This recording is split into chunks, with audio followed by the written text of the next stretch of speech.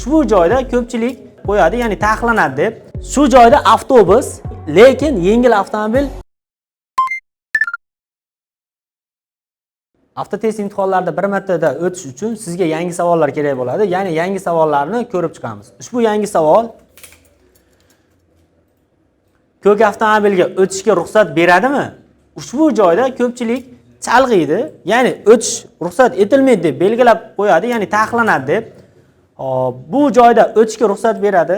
Bunga sabab yo'l harakat qoidalarining 109-bandida tartibga solinmagan piyodalar o'tish joyida qatnov qismining harakat yo'nalishidagi piyodalarga yo'l berish kerak.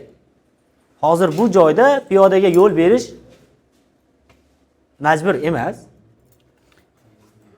Ko'pchilik bu savolning javobini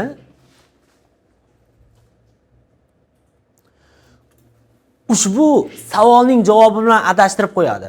Ya'ni haydovchilardan qay biri to'xtashga majbur deydigan bo'lsa, yengil avtomobil to'xtashga majbur.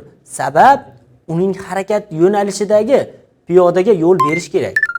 Shu joyda avtobus piyodalarning o'tishiga xalaqit bermaganligi uchun o'tib ketsa bo'ladi, lekin yengil avtomobil o'tib ketishiga xalaqit berganligi uchun yo'l berish kerak. Ko'pchilik o'quvchilarimiz imtihon savollarini shunchaki yodlab olib, ya'ni mohiyatiga tushunmasdan turib, imtihon savollarida yangi tushayotgan savollarni yiqilib qolyapti. Shunga o'xshagan yangi qo'shilayotgan savol yoki savollarni izohlari bilan tushuntirib berishga harakat qilmoqdamiz, ya'ni YouTube sahifamizga joylab bormoqdamiz. Shunga o'xshagan ma'lumotlarni o'tkazib yubormaslik uchun bizni YouTube sahifamizga obuna bo'lishni unutmang.